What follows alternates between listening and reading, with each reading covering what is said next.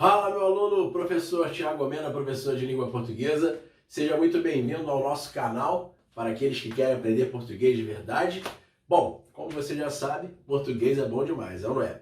Hoje nós iremos estudar as conjunções coordenativas. Vamos entender quais são as principais conjunções coordenativas que há na língua portuguesa.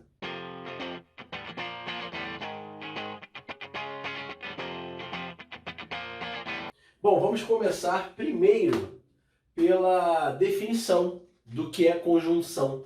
Afinal de contas, para que serve uma conjunção? Qual o papel de uma conjunção na língua portuguesa?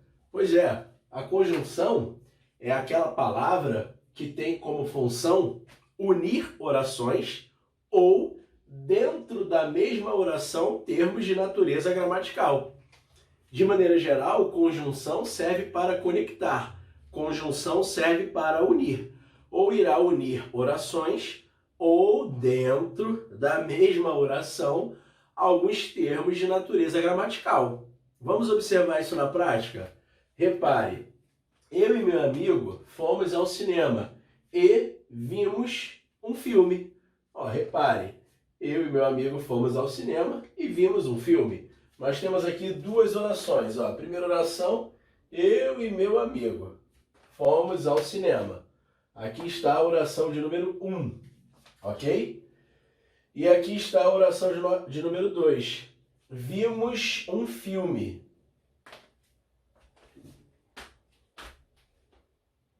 Ou seja, nós temos aqui dentro da primeira oração a conjunção e, que está unindo termos de natureza gramatical.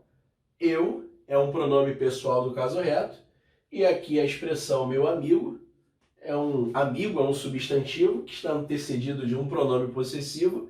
Então, neste primeiro caso, a conjunção e, ela não está ligando orações, não está unindo orações.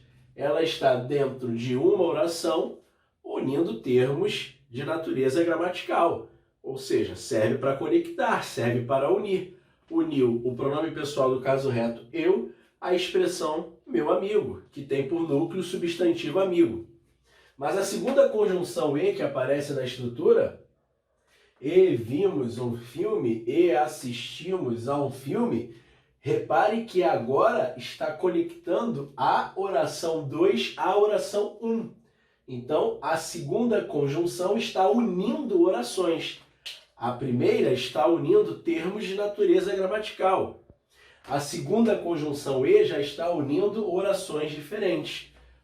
Então o papel das conjunções é exatamente este: conectar orações ou simplesmente conectar termos de natureza gramatical. Fato é, nós iremos usar as conjunções para unir, para conectar. Bom, vamos agora conhecer as conjunções coordenativas. São 5 conjunções coordenativas. Nós temos conjunções coordenativas aditivas, conjunções coordenativas adversativas, conjunções coordenativas alternativas, conjunções coordenativas conclusivas e conjunções coordenativas explicativas. Não invente uma sexta, tá legal, meu aluno? São apenas estas 5 que eu acabei de mencionar no grupo das conjunções coordenativas. Vamos agora compreender quais são as principais conjunções coordenativas aditivas. E para que elas servem? Bom, como o próprio nome já está dizendo, se elas são aditivas, elas servem para adicionar. Elas trazem uma ideia de soma, uma ideia de acréscimo. E quais são as duas principais conjunções aditivas que há na língua portuguesa? A conjunção aditiva e a conjunção aditiva nem. A conjunção aditiva e, ela traz uma ideia positiva. A conjunção aditiva nem traz uma ideia negativa. Esse nem equivale a e não. Ou seja, a ideia negativa trazida pela conjunção em. Pela conjunção nem. Além da conjunção e da conjunção nem, nós temos algumas expressões que também trazem esse raciocínio aditivo, que também irão configurar uma soma. A expressão inteira, né?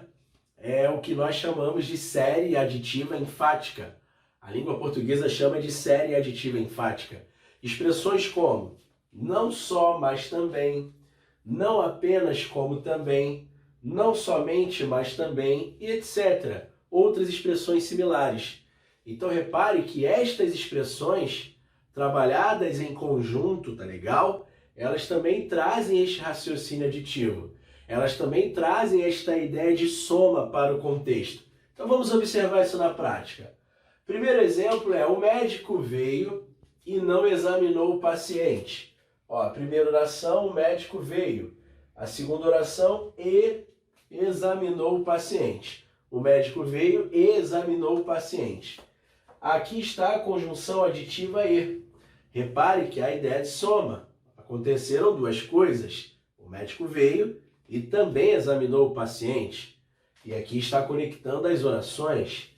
No exemplo abaixo, o médico não veio nem telefonou. Repare que agora nós estamos usando a conjunção nem. Veja se você não consegue encaixar o e não. O médico não veio e não telefonou. Ou seja, duas coisas não aconteceram. Então há a ideia de soma, a ideia de adição. E eu poderia dizer, usar aqui, vou dar um exemplo com uma expressão desta que caracteriza a série aditiva enfática.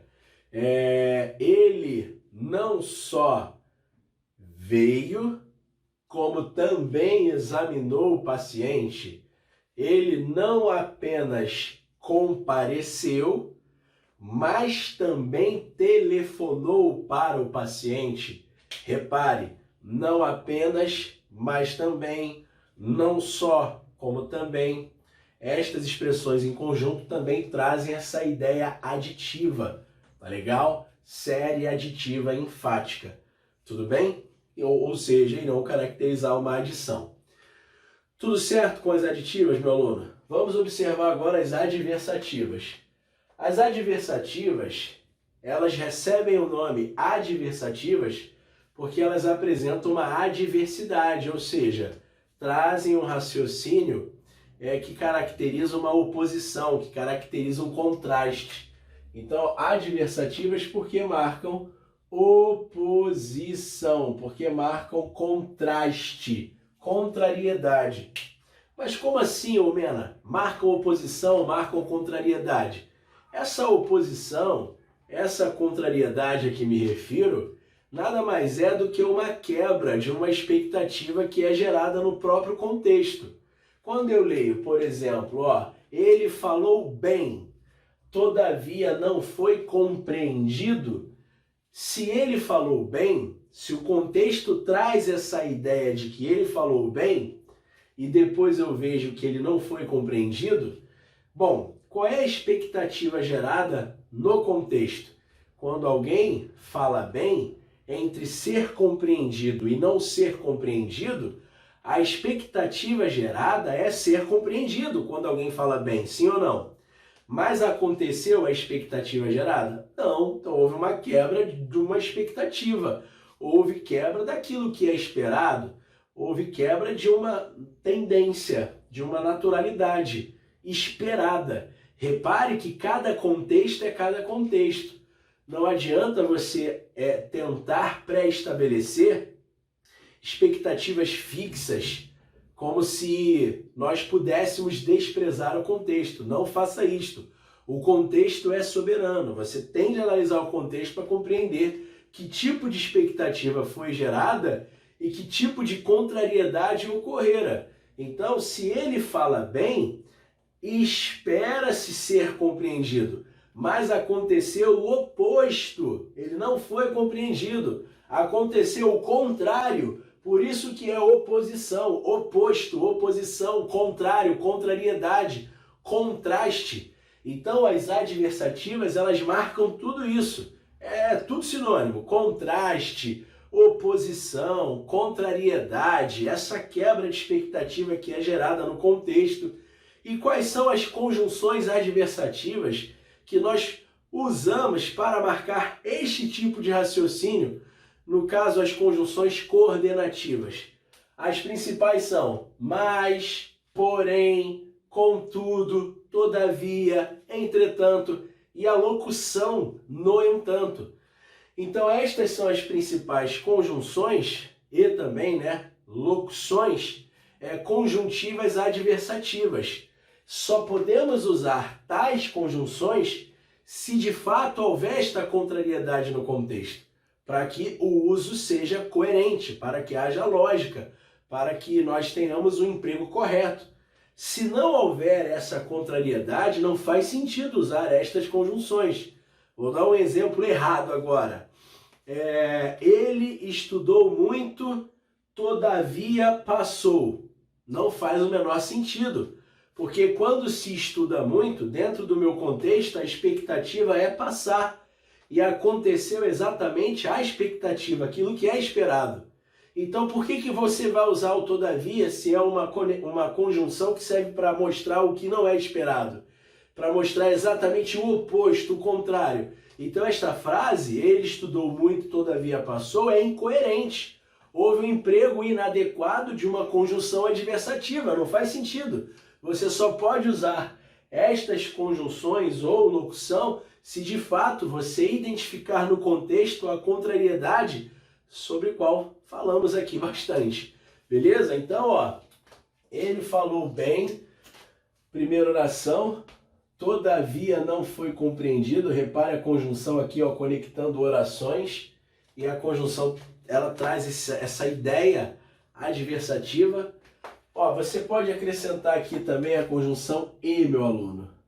A mesma conjunção que você viu aqui no grupo das aditivas, ela também pode aparecer no grupo das adversativas. É óbvio que para o e ser adversativo, você tem de analisar o contexto e perceber o aspecto semântico, a ideia de contraste, de oposição, de contrariedade. Então, Almena, você está dizendo para mim que o e ele pode ser aditivo e adversativo? Exatamente. De forma primária, ele é aditivo. Primariamente, ele é aditivo. Mas eu posso inseri-lo em um contexto em que ele passa a ter um raciocínio adversativo, em que ele passa a apresentar uma ideia adversativa. Vai equivaler a qualquer um destes conectores. É o e que você troca pelo porém, pelo mais, pelo contudo. É lógico que não é só trocar, meu aluno? É trocar percebendo que há uma contrariedade no texto. Vamos dar um exemplo. Quando eu escrevo assim para você, ele tem fome e não come. Ele tem fome e não come. Primeira oração, ele tem fome. Segunda oração, e não come. Repare que este e, agora, ele não é mais o e simplesmente usado para adicionar, para acrescentar. Agora ele está marcando um outro valor.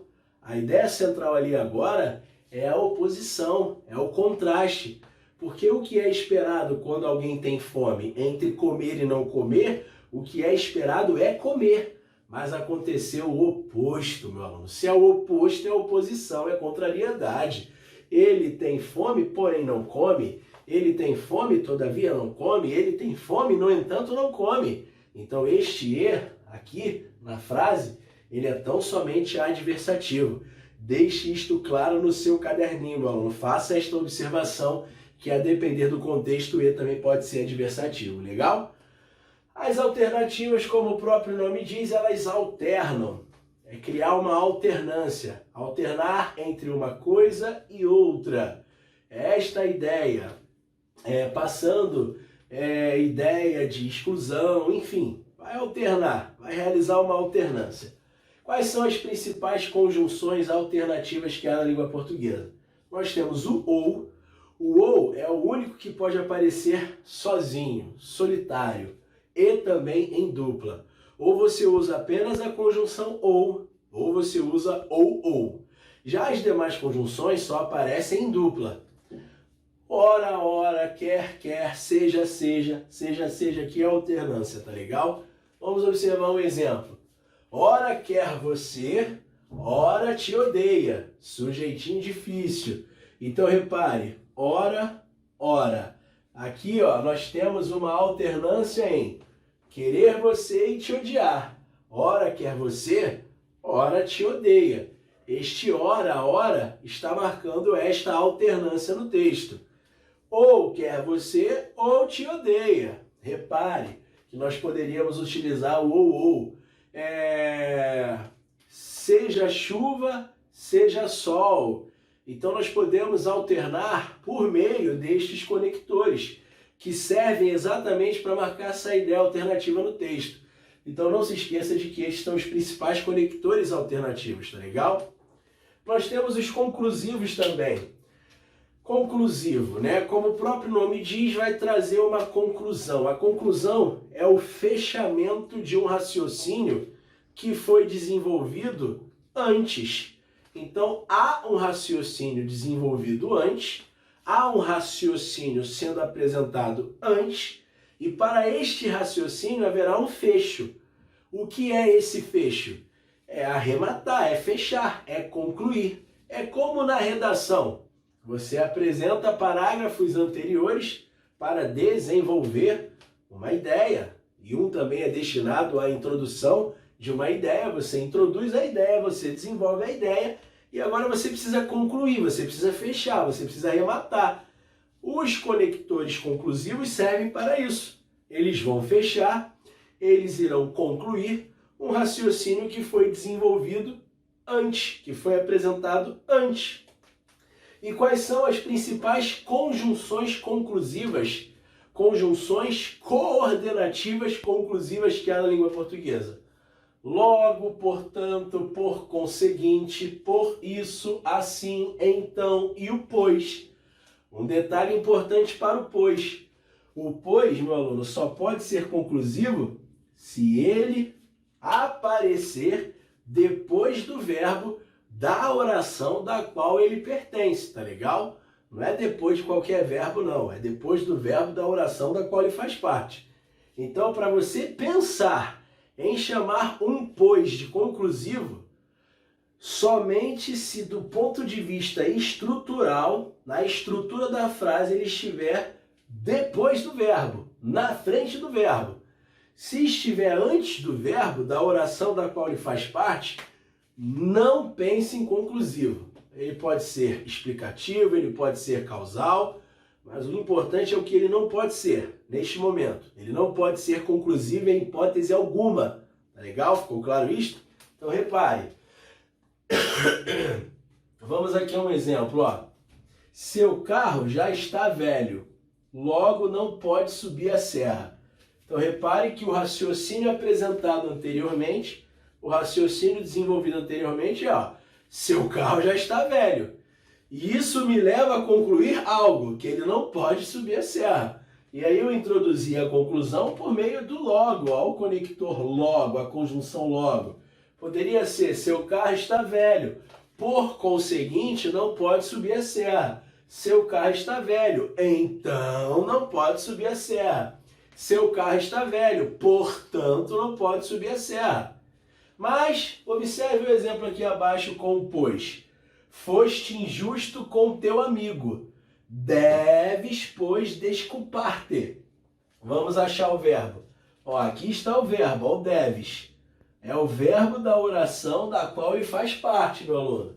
Onde está o pois? Aqui, na frente do verbo, depois do verbo.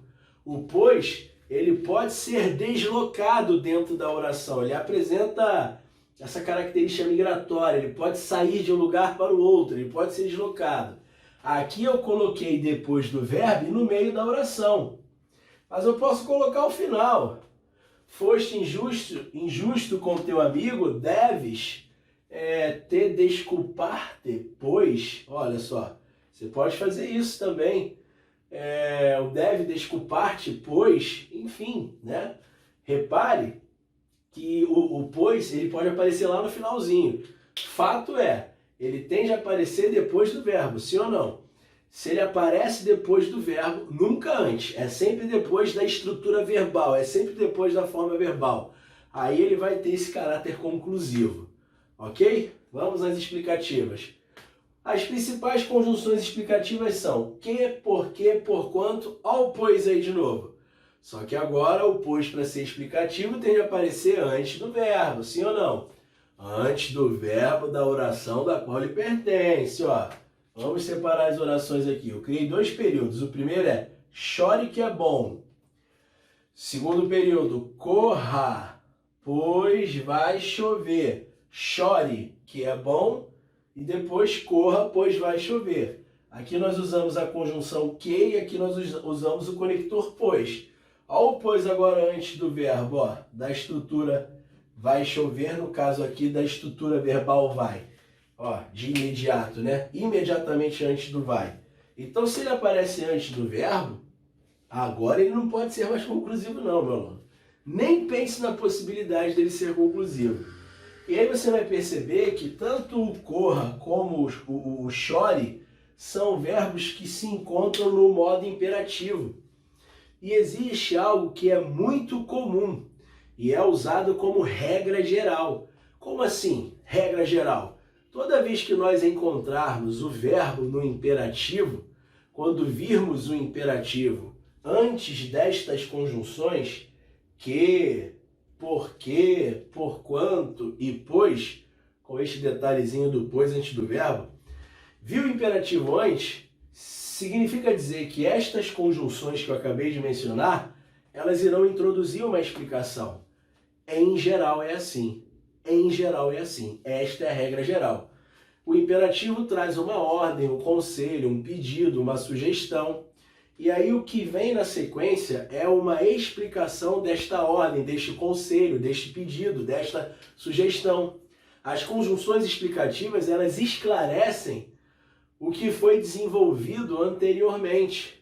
Elas trazem uma justificativa para o raciocínio desenvolvido na oração anterior, ou seja, na porção anterior do texto.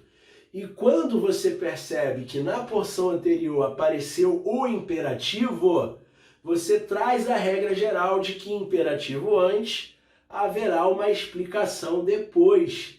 Ou seja, com estas conjunções que, porque, porquanto e pois. Lembrando-se do detalhe do pois, que o pois, para ser explicativo, ele necessariamente tem de se encontrar antes do verbo, porque depois da estrutura verbal ele só pode ser conclusivo. Legal, meu aluno? Então aqui nós encerramos a nossa aula. Faça a sua inscrição neste canal para que você receba mais conteúdo de qualidade. Compartilhe com os seus amigos, ajude aí o amigo aqui a divulgar o nosso canal. Ative o sininho de notificação para você ser notificado de outras aulas, de outras postagens. Um grande abraço, português é bom demais, valeu!